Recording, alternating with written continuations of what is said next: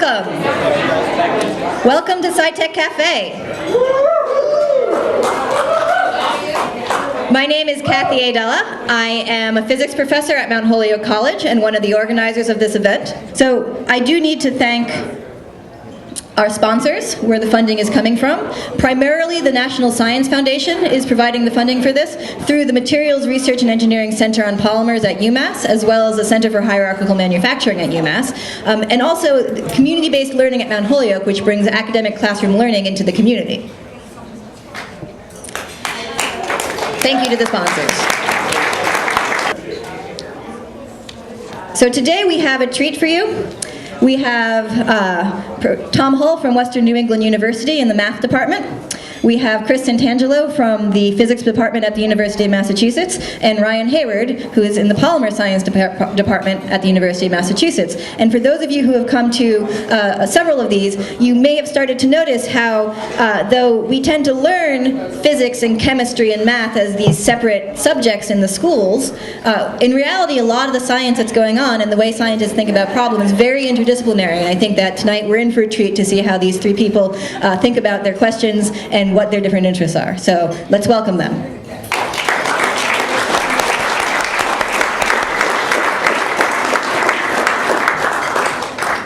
All right, thank you so much, Kathy.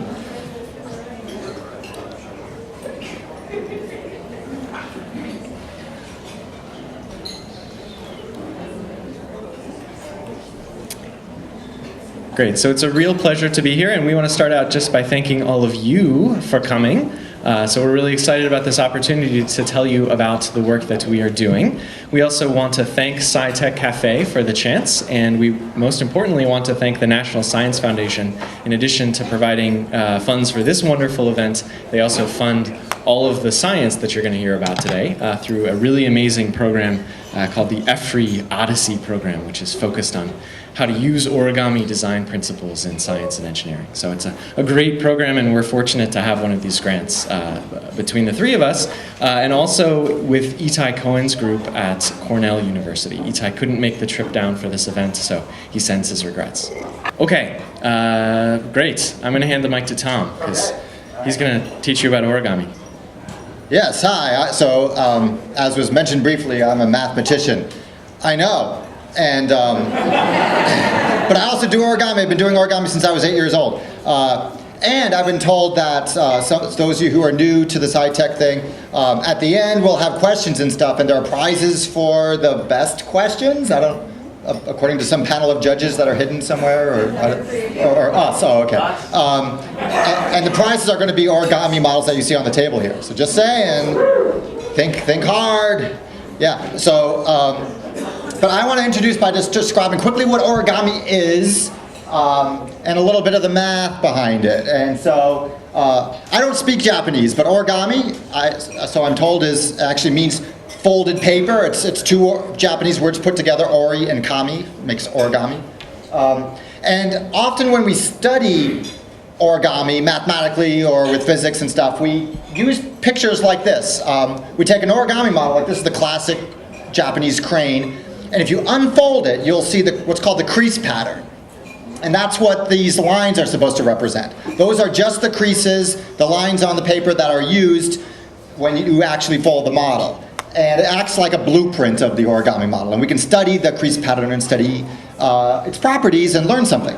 Now the creases there are two different types of dashed lines.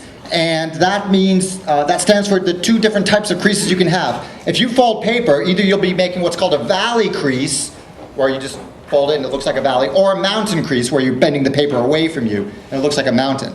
Those are old words in origami. They're used by people who just do origami, people who study its mathematics. But they're good words, and we'll talk about them in a little bit. But, how many people here have actually done some origami? Oh, wow. Okay. So how many of you have folded things like this before? Yeah, it's the classic Japanese crane and the classic Japanese frog. So these are old. These are historically old models. No one knows how far back they go in Japanese art, but maybe the 1600s, maybe the 1700s. People aren't sure because the evidence is questionable. But modern origami is quite a bit different. This is origami today. This is Robert Lang's Black Forest cuckoo clock, folded from one sheet of paper, no cuts. If you pull on the pendulum, the cuckoo pops out, but it does not tell accurate time. So, yeah. Some other examples of modern origami. This is a Japanese origami book. This is Jung Maekawa's Demon. You will hear his name again, Jung Maekawa. He's a physicist as well, but also an origami artist. And this is the crease pattern of that demon. You can kind of see that as the origami gets more complicated, so does the crease pattern. This model, again, one sheet of paper, no cuts. I love it because it's like a demon dude, but he's got 5 fingers on each hand. It's like, wow. It's a really fun model to fold. You don't just go from the crease pattern. There are instructions in the book, you know. But that would be a neat challenge. You can see where the fingers are. That's where all the creases start getting small. Those are the fingers. But this was actually invented in the 1980s, like 1983. That's when Jung Maekawa came up with it. A much more modern, complex piece of origami is this. Satoshi Kamiya's wasp and its crease pattern. There are no instructions for this model, just the crease pattern. Yeah. He invented this in 2001, I think, or 2002. But it does make a little bit of sense. All this grid stuff here, that actually corresponds to this kind of platedness on the back of the wasp's abdomen. And yeah. But still, how do people design these things? You know, that's where some of the math and stuff come in. Now, there are many other types of origami. This is one genre of origami that we'll be mentioning a little bit because it intersects with some of the work we've been doing. These are called origami tessellations, okay, or origami tilings. They are origami models where the crease pattern is some tiling of the plane, like a bathroom floor tiling. But it still folds into something. And what's nice about these is that when you fold them, the folded object is also some tiling of the plane. And that doesn't look all that sexy, you know. But if you fold one of these things and then hold it up to the light, the different layers of paper can be really attractive. So here's a couple other origami tessellations that I made in the 1990s while I was procrastinating on my PhD, because they take a long time to fold. But so these are just the different layers of paper you see there are how the light's diffracting. So where it's darker, there are more layers of paper. But otherwise, no cuts. This is just paper collapsing in on itself. Kind of fun. Now, I know one common question is, what's origami good for other than just art, okay? But there's lots of interesting applications that lend into what we're going to do. This is one, it's called the mirror map fold, and I have one here to show you. This was invented by a Japanese astrophysicist named Koryo Miura in the 1970s. He wanted to solve the problem, or come up with a solution to the problem of how do you get huge solar panels into outer space for like space satellites, because solar panels are big. The bigger the solar panel, the more energy you can get and stuff, right? So he came up with a way of how you could take a big solar array and try to fold it up into a small thing that then could unfold easily in outer space. That's the hard part. You can, make it small and put it into outer space, but then it has to be able to unfold without catching on itself. So let me show you this. I'll have to put down the microphone for a second, but here's the folded object. It's pretty small. You can stick this inside a top of a rocket or whatever, and then I'm going to grab 2 corners and pull them apart. So here are 2 corners.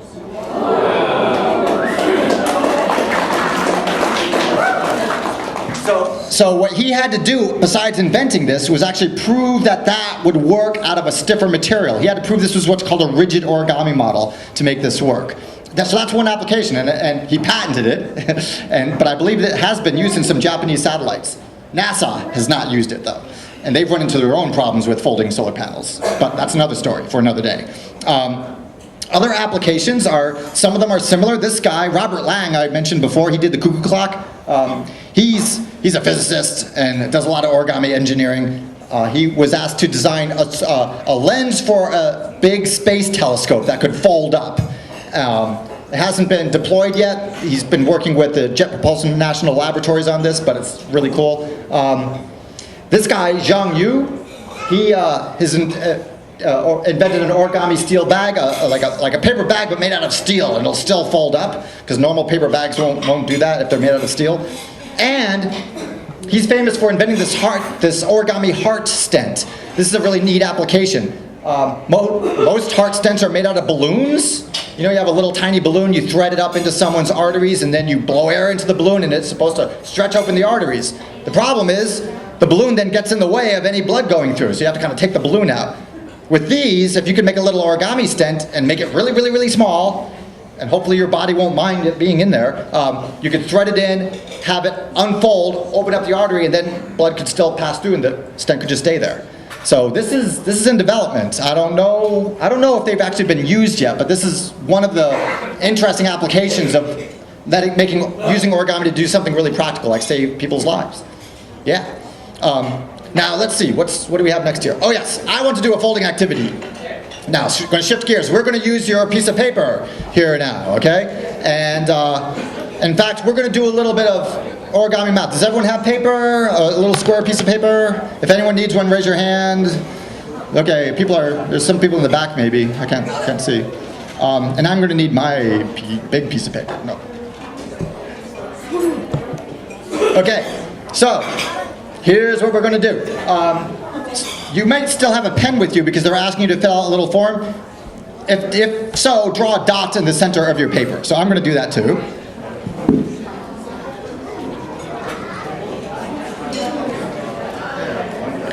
So I have a dot on my paper. Okay? So now I want everybody to fold your piece of paper in a random way. Everyone's is going to look different, but I want you to make sure your crease goes through the dot, so like this. So I want the crease to go through the dot. So just fold your paper anywhere, but make the crease go through the dot. One crease. Just one crease, all the way through. But leave it folded then, but you've got to be able to see the dot. So if you hit the dot accidentally, then reverse your fold so that you can see the dot on the top. Okay? Are we good? Yeah. Okay, now I want you to do it again. So like leave it folded like this, but then make another fold so that also goes through the dot. And it could be anywhere. So like maybe like this. But it still has to go through the dot. Okay? Now, you might want... crease to go through the dot. So just fold your paper anywhere, but make the crease go through the dot. One crease. Just one crease, all the way through. But leave it folded then, but you've got to be able to see the dot. So if you hit the dot accidentally, then reverse your fold so that you can see the dot on the top. Okay? Are we good? Yeah. Okay, now I want you to do it again. So like leave it folded like this, but then make another fold so that also goes through the dot. And it could be anywhere. So like maybe like this. But it still has to go through the dot. Okay? Now, you might want to stop here, or you could do it again. So it depends how crazy you want to do it. At some point you have to stop, because I'm not going to allow anyone to make an infinite number of folds, but make, you can either stop here after doing two, or I'm going to do another one. Flip it over, and do another one here. But the folds always have to go through the dot. So here I've done a couple of them, okay? But, do how many you like. Make sure your creases are sharp. Okay? This is good for origami art as well. Don't let the paper push you around. You are the master of the paper. Make your creases sharp. Use your fingernails if you have to.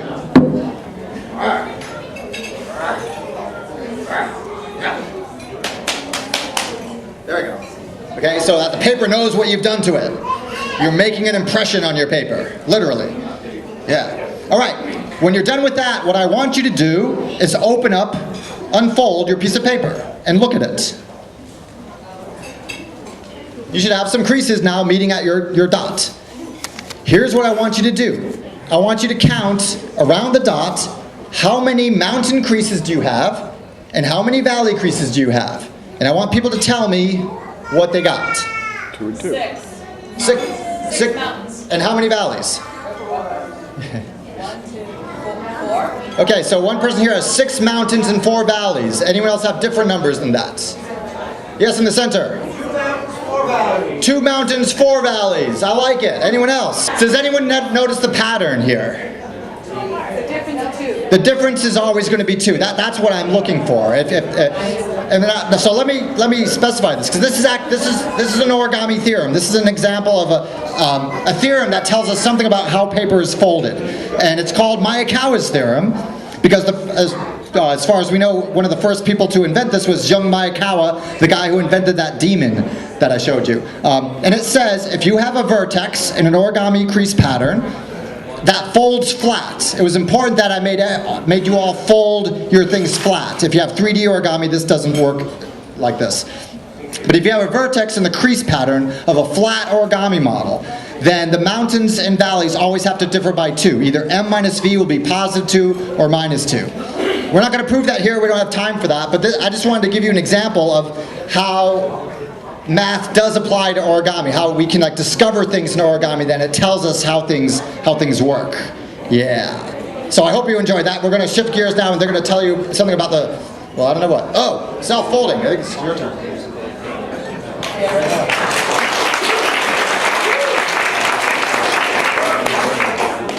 I should emphasize, please don't be shy with questions. So if you have any questions for Professor Hull about origami math, we've got one right there. Why does that work? That's a good question, and unfortunately, we don't have time. If you want to try to prove this yourself, I highly encourage you. One time I was teaching origami math to a bunch of high school students, and I gave them this, and I didn't tell them why it was true. And I think in under 5 minutes, one of the students was like, "I got a proof," and it was a proof I had never seen before. That was kind of cool. His name was Jan Savanovic, and now he's a high school teacher in New York City. But I'll let you think about why it's true. There's multiple ways to prove this, and it's exciting. Other questions? Oh, they can pass it. All right. Yes, at any points, for any of us, please feel free. Okay, so Tom told you just a very little bit about what we know about how to fold things, and it is truly just a little bit. I mean, this is sort of the first theorem in Origami Math 101, and there are literally many PhDs worth of other proofs that he could show you. So we know how to fold things into remarkably complex morphologies. And so people are interested in doing things with this, and Tom again showed you a few applications. I don't know if anyone caught on NPR this afternoon. They're doing a new segment on All Things Considered, something like Unfolding Science or something like that. So they talked specifically about the Mars rover and how the challenges of folding things up to go inside a small volume was important in that mission. So I'm excited to see what the next few installments